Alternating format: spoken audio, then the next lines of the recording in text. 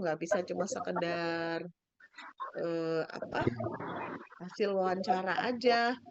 Jadi kesulitan belajarnya dihadapinya di mana ya? Mata pelajaran apa? Nah, itu saya nggak masukkan di slide itu. Iya, Bapak wawancara nggak? Ada wawancara saya di rumahnya, ada bapaknya juga.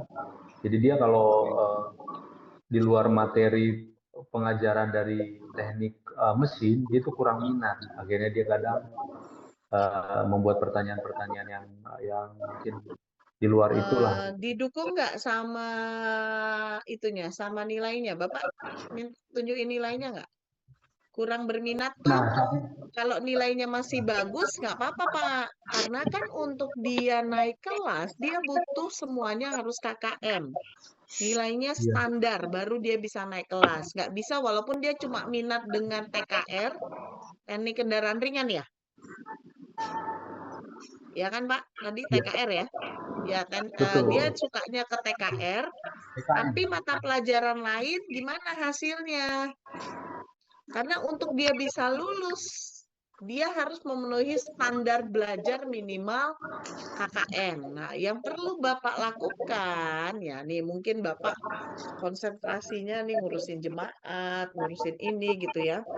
Tugasnya itu adalah mencari kesulitan belajar apa yang dimiliki oleh si anak. Misalnya kalau anak usia ini kesulitan konsentrasi, misalnya anak TK, ya kesulitan dalam berbicara, mengucapkan lafal kata sehingga dia tidak bisa mengucapkan seperti yang dikatakan oleh gurunya untuk anak PAUD.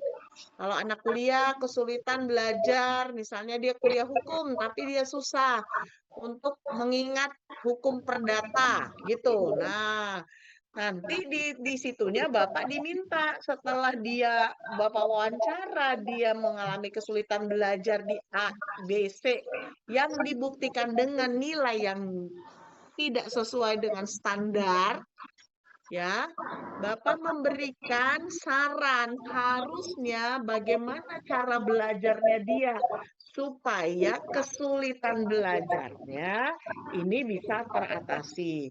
Karena kita lagi belajarnya psikologi pendidikan, Pak, bukan kepribadian. Jadi kita nggak bahas masalah emosi sebenarnya. Ya, kalaupun ada, tapi mungkin itu bukan hal yang utama ditambahkan dengan emosi.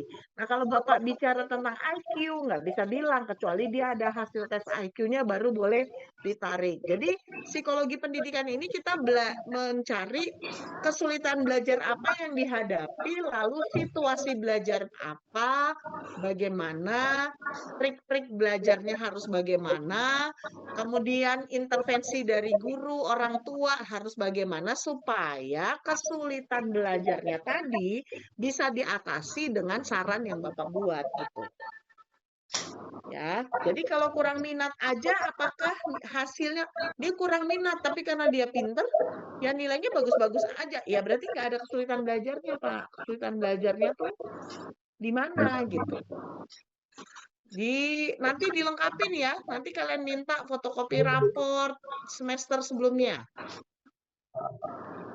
Kalau Nilai juga yang diminta, Bu. ya, ya untuk mata pelajaran misalnya dia sulitan belajar matematika. Ya kan? Nilai matematikanya aja Pak yang diminta, yang lain nggak usah.